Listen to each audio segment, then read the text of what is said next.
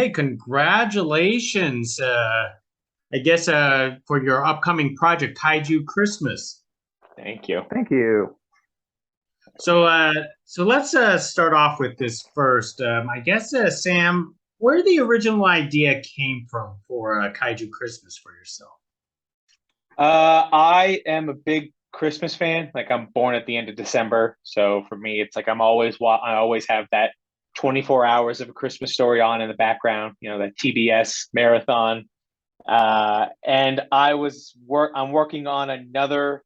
I got brought on to do another monster book, and this was my first idea. And I realized like they're not gonna let me do this. There's no way. And after I did a book, I think you guys covered it, Slow City Blues. It was just such a massive undertaking, and it was just so lengthy. You know, the process, it was so complex and intricate, getting it out there, that I just wanted to really scale back and stop chasing like clout and validation, and I just wanted to create cool crap with my friends, create cool stuff with my friends. And John and I have been really good friends for almost like a decade now. And I knew he was an artist, and I didn't know he was this good of an artist. But I asked him, if he wanted to do something, because we were kind of like kicking the idea around, and I sent it to him, and I'm sure he can explain his side of things. But I took a chance and see if he wanted to maybe hop on this. Go ahead, John. Such a Explain. good. I mean, it was such a. I mean, it was such a good concept for the project, and you know, I, Chris, I waffle back and forth as to whether Halloween or Christmas are my favorite holiday. I think that's a big thing for a lot of people. You've got Tim Burton's work where it's, is it Christmas or is it Halloween? So having a big monster during Christmas, big monster story during Christmas is a really cool idea. And the fun play on it being based on the Night Before Christmas poem and keeping the same cadence and being something that kids can relate to really just kind of kicked in and inspired me to be like, okay, yeah, like I can roll with this. We can do it in like a painterly fashion, like the books I used to have of Night Before Christmas, and but have a cool big robot, big monster kind of action to it. So, and it's for kids, it's for nerds like us, and I try and we're trying to make it as inclusive as possible as well. With like, it's not just a bunch of young white boys running to save the day. There's people of all ethnicities and all sexualities and genders Genders, yeah, running through kids, there. yeah. Genders, yeah, So not sexuality. Yeah. it's like But they live in a dystopia, so it's like there's going to be a mix of everyone, and everyone kind of like comes together to coexist, because there's a much bigger threat out there, other than like the person across from them. There are giant monsters coming from interdimensional rifts to destroy everything. So time to come together and kick some butt. Now, tell me, Sam, tell me about your love of these giant monsters and kaijus in its own way. It's like I'm one of those like '90s kids, right? So it's like you grow up watching Power Rangers, and so it's like that was one of those things. And and John is a bigger fan of like the Toho stuff, but it's like I watched those movies with my grandma when I would go over and eat way too many jelly beans. I was a fat kid, uh, but it's like it's big monsters and giant robots, and duking it out. It just feels evergreen, and I always, I'll always make up. My dad's a musician, so I always like screw around. I'm making up new lyrics to these songs, and so I just made up new words to this poem. So instead of "'Twas the night before Christmas" when outside the house, it was "'Twas the fright before Christmas when outside the base, a rumble, a bumble, and a rip in time space." Most excellent. Hey, John, how do you want to approach the artwork and illustration for something like this? we look at inspiration from like the older works and stuff, and I'm not saying I'm anywhere near as good as this, but like we had initially talked about themes of ideas of like a Norman Rockwell painting, like that very painterly, someone spent a lot of time sitting down and cultivating the artwork. Like it's someone painted every frame, every picture.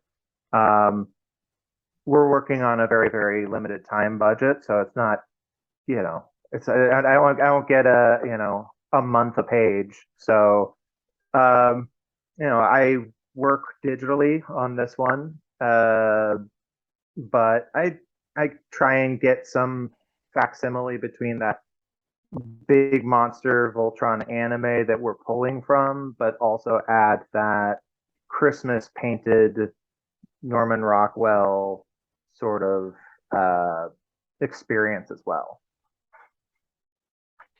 Sam, how did you come to the decision of making this into a children's book? I mean, it could easily been a graphic novel if it have to be. Yeah, I wanted to. I mean, I did Slow City Blues, and I have 7 other projects coming out over the next year, and I think almost all of them are comic book projects. That's where my heart is. That's where the budget is infinite.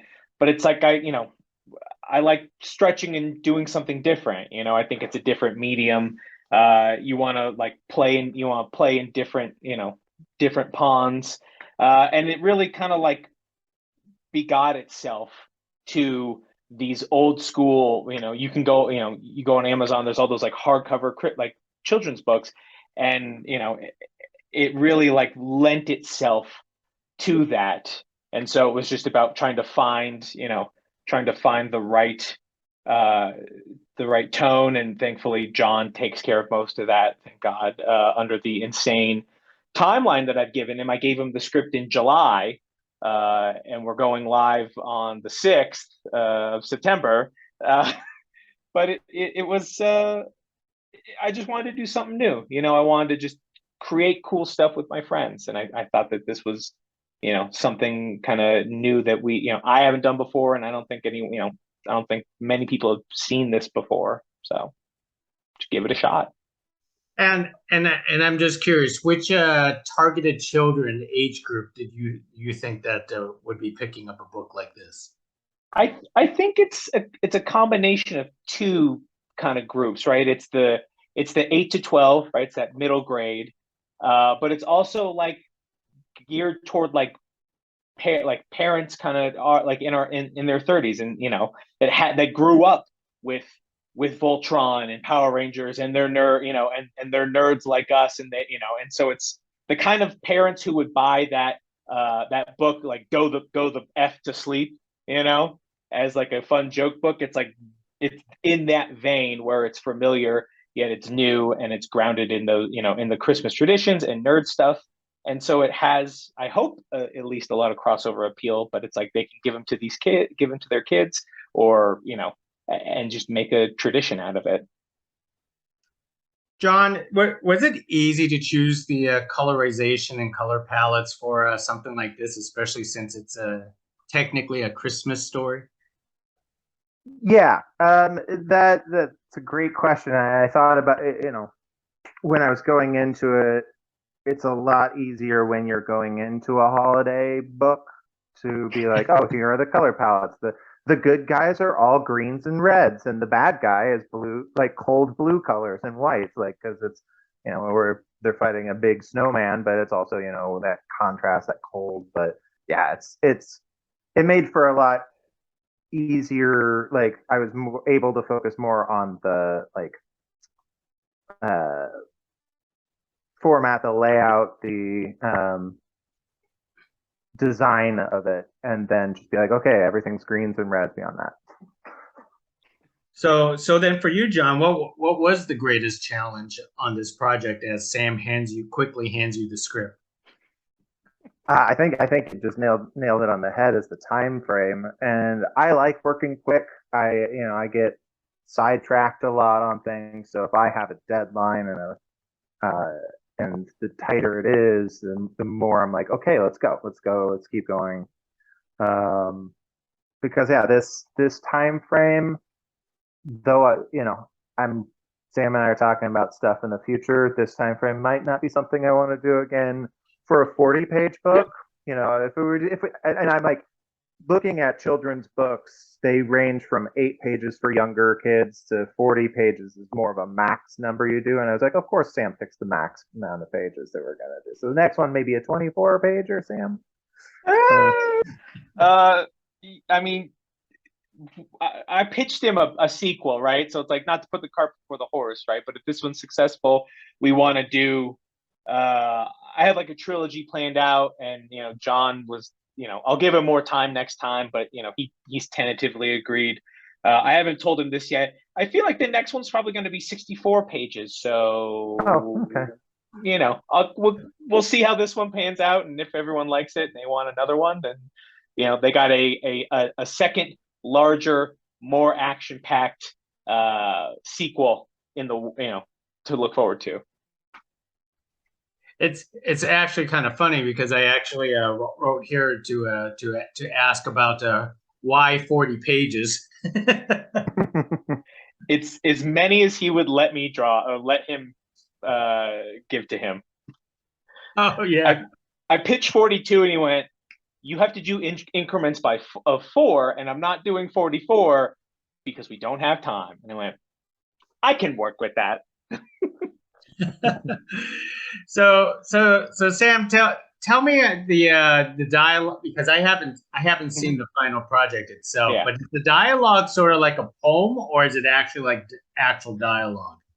It's the poem. It's the Neil Gaiman, like, take something familiar and put a spin on it, right? So it's it's a poem, but it's in the cadence of A Night Before Christmas. So if you haven't seen it, so it's, "'Twas the fright before Christmas, when outside the base, a rumble, a bumble, and a rip in time space. And out through the portal, a big monster came with 8 eyes, 4 arms, and nose sharp as a fang. 100 feet wide and stacked thrice as high, a creature so chilling, even the bravest would cry." So it goes on like that. So literally, it fits perfectly as a children's story. Yep. Yeah.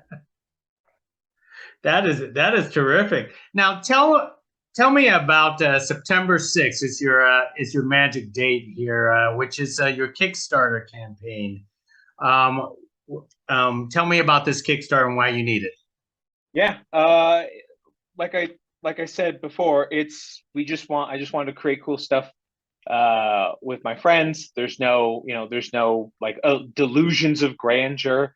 John and I mainly just want to get the book out into the world. So the 6th is the date we have circled on the calendar, and we're just looking to do, I plotted it out like on the logistical side and the administrative side of things. And if we can raise $5,000, we can do 200 copies. And just because that's kind of like the lowest amount that they'll like be willing to print you without charging an arm and a leg. And so it was like, that was kind of our bar we wanted to get over, so we can then just literally just share this with everybody, and hopefully, and absolutely get it into the hands of everybody for the holidays, and they could, read it and enjoy it and actually have it, as opposed to, maybe pushing it a little further. It all seems like it's very much of like a closed like a rushed deadline, but we could have done it in November, right? But it's like that's the same difference as like, "Oh, I bought you a star for Christmas." You're like, I'm never gonna see that star. I don't know where it is. I can't travel there. As opposed to like, "I bought you a book and it's a Christmas book and it comes in June." You're like, that's the summer. But as opposed to like doing it now, where you can have it in your hands for the holiday season. So this is mainly a Kickstarter for distribution purposes, because from my understanding, it sounds like this book is already completed. It's almost there. Again, I've given him no time, but he's almost done. John is crushing it. I think even like right before we jumped on, he sent me a new page that I didn't even know. I gave him like, "Oh, here's because I'll have like really crappy thumbnails, right? So it's like, here's some, like, this is why I am a writer and not an artist." And he'll send me something else, and it's like, I didn't even think about that, and that is infinitely better. So he's cranking through it, and it will be done, I think, either as the campaign starts or just after, but definitely well before the campaign ends, so we can go into production right away. Wow. And John, I'm curious, how do you translate Sam's chicken scratch when he sends you that stuff? Um, honestly, it was a huge lifesaver because you get this poem, and when you're coming from translating word to visual, you're like you can spend days, months just thinking, okay, how would I do this? How would I do this? There's all these different ways, and I was like, okay, narrow it down. Just give me the simplest of sketches that you can possibly do for each page of what you're thinking. And from that, like I can take that framework and like get what he wants, but take that like years of professional training of art and rules of thirds and things like that to be like, okay, here's exactly what you want, but Better. artistically, I wouldn't say, yeah, well, better than You've better seen than them, six Kik. You've figures. seen them. Better. Honestly, Sam, more efficient. your sketches aren't that bad. You both are also far too kind. Hey, I'm just off topic. I was reading both of your guys' bios. It seems like you both have a commonality of playing Dungeons and Dragons. Is that something you both really really love? And how come you don't you know go into that arena down the road? I mean, never say never. I would love to get involved with Wizards or any of the myriad of real plays that happen in Los Angeles, which is where I am based. But I've been playing Dungeons and Dragons since I think I was 9 or something like that, and still do. Sam and I played in a couple games together. Um, and yeah, I've done a lot of logistics work for productions, and this is a nice creative step into the creative world. So it's really refiring my artistic background. So I'd absolutely love to move into that world as best as I can, if I can. But it's a little off topic. But Oh yeah. no. But we love Dungeons and Dragons. Or I at mean, least, I I mean, Sam's got a poster of it on his wall right now. I literally that's a map of Faerun in the background, like a giant canvas map. But I mean, for me, it's one of those. I would love to do it. I have a campaign that he and I have been playing for years, and I DM'd that I would love to turn into a thing. But I think more realistic is once people see how amazing John is as an artist, whether it's Dimension 20 or it's Critical Role, they should like grab him and be like, oh, you want to draw for this? Draw. And so it's like if this helps him pass the trilogy, we already agreed. We did it. We did a spit handshake. If he's like, I'm too busy to do another trilogy, I'm doing I'm doing Dimension 20's adaptations. I would be like, that would make me the happiest boy, you know. That is absolutely great.